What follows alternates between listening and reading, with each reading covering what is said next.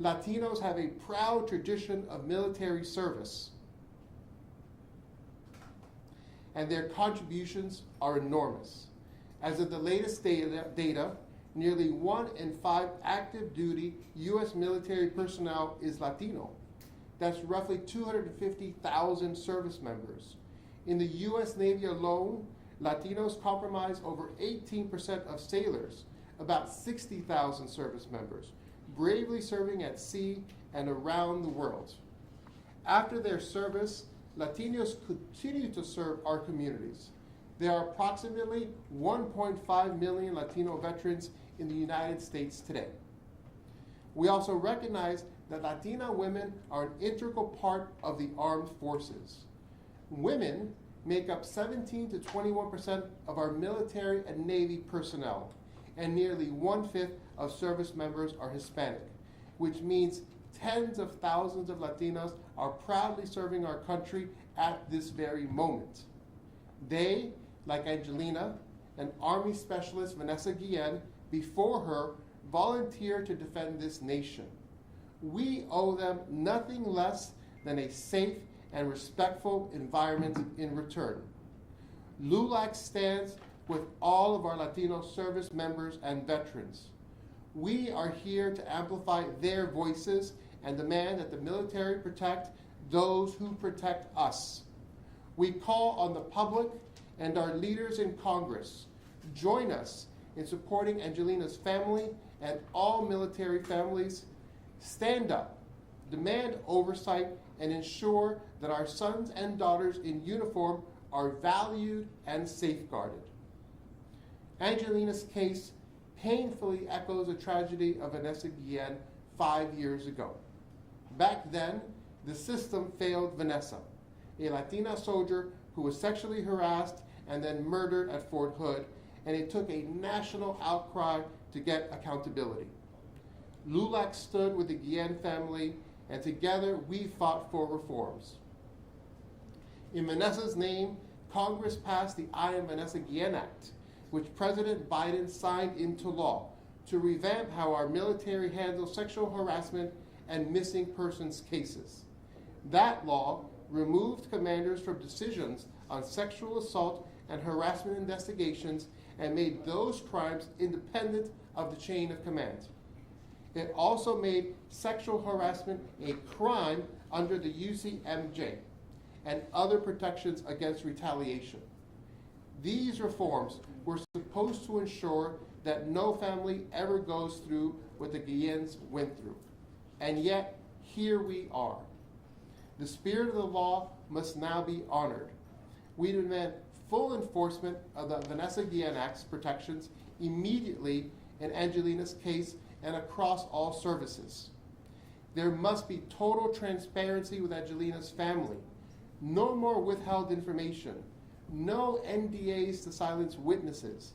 The Navy owes this family a public apology and an acknowledgement of their failures in communication and protocol. We further demand a thorough review of Naval Station Norfolk's protocols and handling reports of missing persons and of its climate for women of color. Institutional neglect and cultural silence have no place in today's military. LULAC's mission has always been to protect the civil rights of Latinos, protecting our Latino service members from institutional harm. We will not tolerate a military culture that leaves our service members vulnerable, unheard, or unprotected. To Angelina's family, we say you are not alone. Just as we stood with the Guillen family, we now stand with you. LULAC, alongside veterans advocates and millions of concerned Americans, will not rest until justice is done for Angelina Resendiz. We pledge to keep the pressure on until the full truth is known and those responsible, both the perpetrator of this crime and anyone whose negligence allowed it to happen, are held to account. We ask our communities and elected officials to unite in this cause. Support Angelina's family in their quest for answers, whether through public statements and congressional inquiries or helping amplify their story. Every Latina, every Latino who puts on a uniform must know that this nation cherishes their service enough to fight for their safety. Let us remember Angelina not only as a victim, but as a beloved daughter, a proud sailor, a member of our Latino community. We owe it to her and to all the brave Latino service members and veterans who have given so much to create a military culture of true respect, transparency, and accountability. We owe it to them to ensure that what happened to Vanessa Guillen and now to Angelina Resendiz never happens again. LULAC will continue this fight until our military institutions uphold the dignity and security of every soldier, sailor, airman, Marine, and Coast Guardsman in their ranks. Angelina, we will not forget you. And to her family, Esmeralda, we stand by you every step of the way until justice is served. Thank you.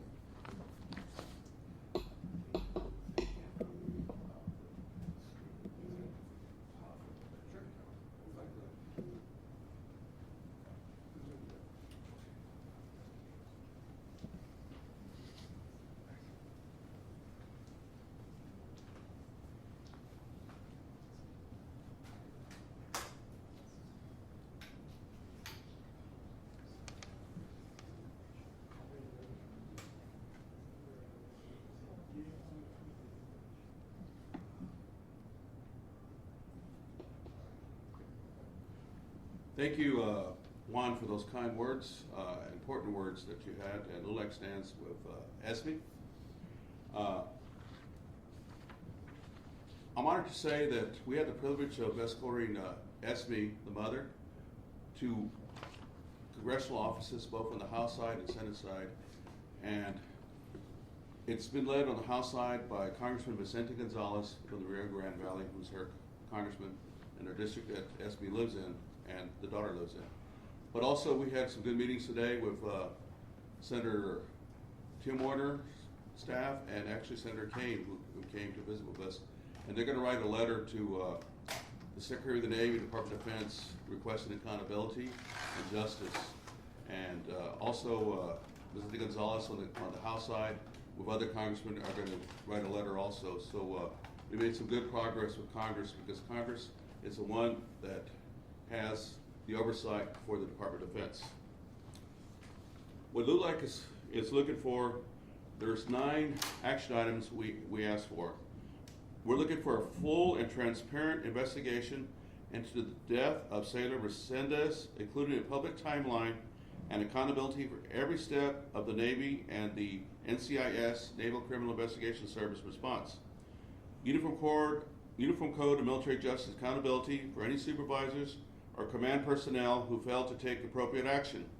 An explanation for why she was initially declared AWOL rather than listed as a missing person. Immediate disclosure of any non-disclosure agreements, NDAs, that service members were asked to sign relating to this case.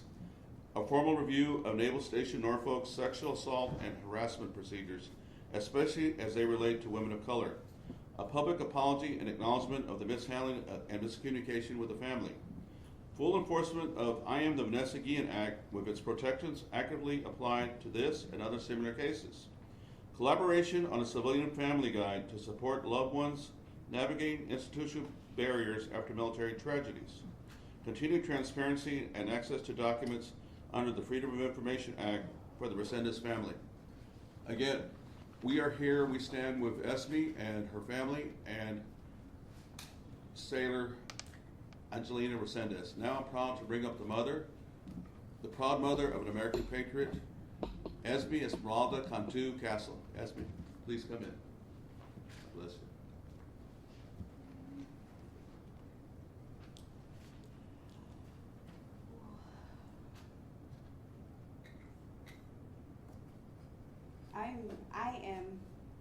I am the mother of Angelina Resendiz. I am very grateful and thankful to be able to have support of people that care, who care about Angie, who care about people in need, who care about the voices that are being silenced. what happened is a tragedy. My daughter her life was taken by a sailor, someone that she knew, someone that worked with her. And all the things leading up to her missing for 12 days was the tragedy. The not reporting her as soon as it was reported to the command that Angie was missing, it wasn't reported. It wasn't reported the second day, it wasn't reported the third day. By Tuesday, once there was an official notice, it was already 6 days. By the 9th, the Navy, was not physically looking for her. It wasn't their responsibility to go out there and physically look for her. She was found by children in a wooded area and then sent home to me the way she was found, with no respect, no dignity, no honor. Why this happened, I don't know why it happened. Only that there is a system in place and it does not work. And I don't know if it's ever worked. And I don't know if anyone would acknowledge that there is a problem and accept responsibility for it to make a change.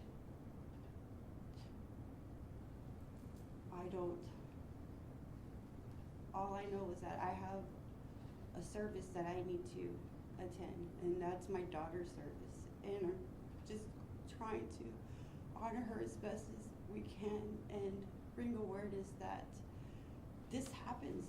This has continued to happen. There is a pattern, and you cannot deny it. You cannot look away. It is in our face, and it will continue to happen if nothing changes.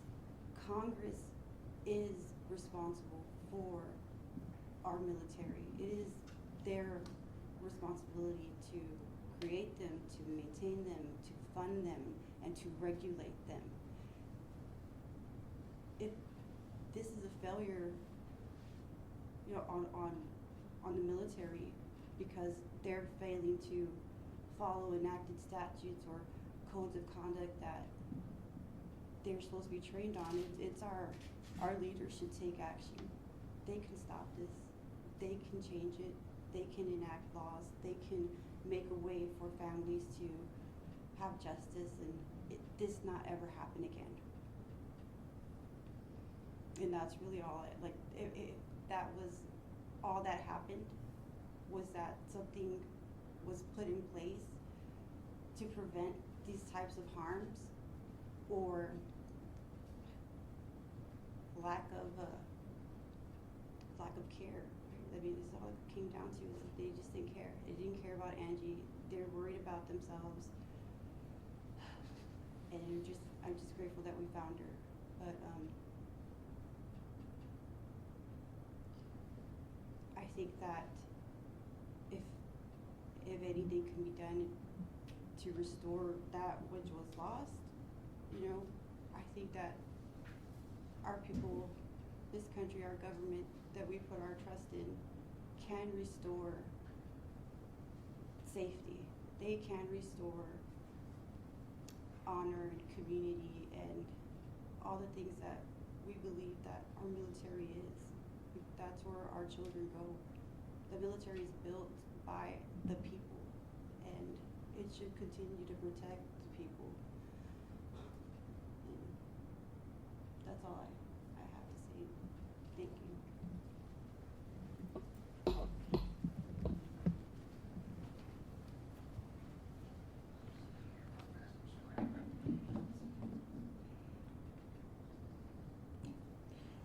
Nobody wants to be a Gold Star mother, whether you kill in action or you're murdered. She's a Gold Star mother now, and that's really sad and pathetic. And that's why we want to hold the Navy and Department of Defense accountable, because there's some things that are horrendous. I mean, I'm just going to mention two that really I find repugnant. She was told by one of the supervisors, "Hey, we saw your daughter. She's in the other room." Said, "Well, please call me." So that was a real misleading lie, if not miscommunication for sure. And then it took a group of kids playing in a wooded forest 6 miles from the base to find the body, instead of the Navy going actively searching. You know, they should have done that. They should have looked around and stuff, because that's repugnant. She went missing May 29th, and they found her body June 9th. So we have no idea what happened between May 29th and June 9th to this day. What I'd like to do now is bring the victim advocate lawyer, who's a Coast Guard retired JAG, who's an expert in this area, Marshall Griffin, and we want to thank Mr. Griffin, Attorney Griffin, come up here, and we want to thank you for helping the mother and Thank you. and just lead up sentence. Thank you. Good morning. My name is Marshall Griffin. I'm representing Ms. Castle in this case, primarily to assert her rights as a crime victim under the UCMJ. You heard her say, "I don't know," countless number of times when she was up here talking. My job is to help her get rid of some of those "I don't knows." The next procedural step we would expect to see is an Article 32 hearing, and we expect some of those "I don't knows" to start to go away as we approach that hearing and learn more about what the government plans to do in this case. Thank you. We'll stand up. If there's any questions for him or Angelina that the press would like, or anybody else, please stand up and we'll open up for questions, please. Is there any reason why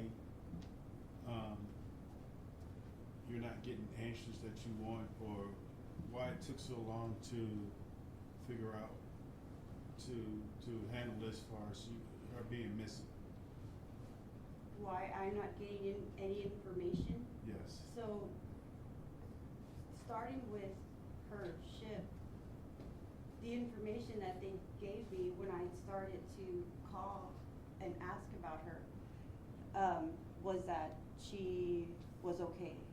You know, I called and I said her name. They knew who I was talking about.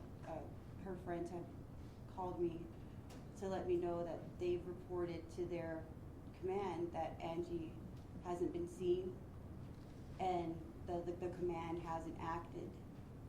And when I called, you know, they gave me the number. I spoke with the officer on deck, Chief Anderson, and he said, "Oh, Angelina Resendiz, oh yeah, she's fine. She's just in another room." The missing report that was given was more dramatic, or you know, he said it was more dramatized than necessary. She's fine. She was told to report to work on Friday. So I asked him to have her call me. I was like, okay, well, have her call me. And she didn't call me. She never answered, and she didn't show up to work on Friday.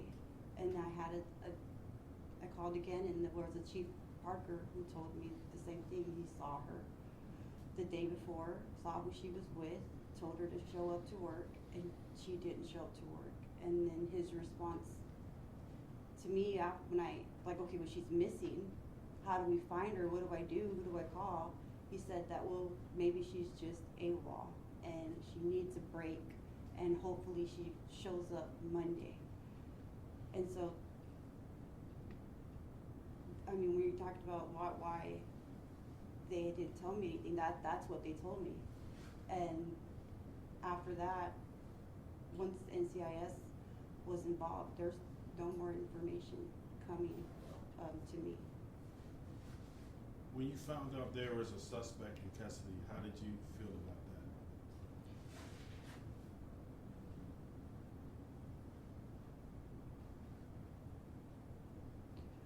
I was a little confused. No, I wasn't confused. It was, I knew who the person that she was with last. When that person showed up to work on Monday, I asked if they talked to him, if well, you know, where's my daughter? And it did hurt, because he said he hadn't seen her. That's what they told me, that his response was that he had not seen her, and he was allowed still to be on the base. A question for the lawyer. Yes, sir. What type of justice are you seeking, and where are we at now? So again, the pretrial confinement hearing was held, and the decision was made to keep him incarcerated pending the charging. The next step we would expect to see would be preliminary hearing under Article 32 of the UCMJ. That's analogous to a grand jury hearing or a preliminary hearing to determine that there's probable cause to take those charges to a general court martial. So we would expect that's kind of where we are. As far as justice goes, I don't know enough about what that looks like. We haven't learned enough, and I look forward to getting answers to those questions and learning what the government's theory of the case is based on the evidence that they have. Could you explain the relationship between the body being found by the civilian justice system versus the Navy, how they interact? So I know there's a lot of cooperation between different entities at that level. There's not, to my knowledge, a lot of territorialism. I would expect SQUAP to have learned about cooperation and managing that and gathering the evidence with the same focus of preserving it so that there's a successful prosecution. And SB, if you don't mind, could you explain how they brought the body here? They need to know. Can you come a little closer to the mic? Well, yeah, I mean, they brought the body and we had this ceremony of her coming and being transferred from the plane to the hearse to the funeral home. And I went to the funeral home the next day. I wanted to see her. You know, I didn't know what to expect. I knew she'd been missing for days and she was found outside and it probably wouldn't look the best.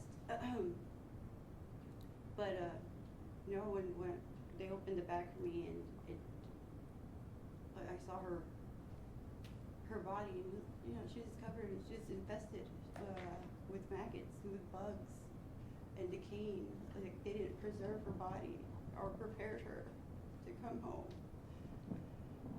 And so, I mean, from the beginning to the end, I feel like she's been failed. Her command failed her. Military failed her. And, you know, maybe we should stop failing her. And all these other individuals, women, majority women, from this types of harm. We can't be okay with it. It shouldn't be okay. We shouldn't be like, oh, it happened, right? Isolated incident. These aren't isolated incidences. They're happening systematically across all branches. This system doesn't work. It's broken. A new one needs to be in place, and that new one should involve everyone who is involved, from the family to the communities to, you know, the military and the command, all the way down to the seamen, to our Congress. Everyone should be involved in creating a system that works, that provides safety, that provides the structure that's needed. There is a solution. It just takes work. Any other questions? All right. Thank you for your time, and I appreciate the media coming out here, and I appreciate you, Marshall. It's important that we get the word out because it's up to Congress to fix things, Department of Defense, but it's also up to the media and public pressure to really get things going. Yes, Mr. Gonzalez? Yeah, can you talk about who we met with in Congress yesterday? Yes, we had some really strong advocates that we met with yesterday. Off the top of my head, Congresswoman Monica de la Cruz, who represents the Rio Grande Valley. We met her. It's right adjacent to where Esme lives. We also met with Congressman Eugene Vindman's office. He was a patriot himself, and his chief of staff is a Naval Academy grad, Marine officer, so he understands the system. We also met with Congressman Gabe Vasquez's office. We also met with the House Armed Services Committee permanent staff there, and they're gonna help us out. Congressman Vicente Gonzalez. And also, we met with Congressman Henry Cuellar. And when we went to the Appropriations Committee, we also met with other congresswomen and congressmen when they're having the Appropriations Committee meeting yesterday. We also met with a couple more, but this is just off the top of my head. And today we met with Senator Mark Warner's representative and Senator Tim Kaine, who came in person, and Senator Tim Kaine's office. But again, we'd like to really appreciate the two U.S. senators from Virginia to being very proactive, and Congressman Vicente Gonzalez for being very proactive and leading the charge. And today we're going to meet with Congressman Robert Garcia's office. and also Congressman Joaquin Castro from Texas. But it's important that we fix the system. 20%, approximately 17-20% serve are women. And we need to protect not only the women, but all the people, men and women, from sexual assault, sexual harassment, and from being murdered. So it's up to us to fix the system. And all of y'all have a voice, so please tell your legislators, let's get it fixed. Thank you very much. Yes, sir. So people that's watching this and want to be more involved, how can they continue to follow this, and what information would you share to keep them up to date? Well, today we have this on Facebook Live, so we're going to promote that out there. But also there'll be stories in the media, and we just need to follow the case. And you need to talk to your representative, federal representative, and say, hey, let's support 1% of the people serve this country, okay, to protect the other 99%. And it's important that we protect that 1% because they're helping us. They're protecting our freedom, protecting our democracy. So we have to make sure the 1% is ready to go in combat if we need. But it's important that we protect all ours. So that's the most important thing, is just to follow the story, talk to your representatives, and also to vote. It's important that you vote the right people that care about our citizens. So make sure you go and vote, and tell your family to go vote. We need to have close to 100%. There's other countries, everybody goes vote, but here sometimes they don't come out to vote. So that's important. Thank you.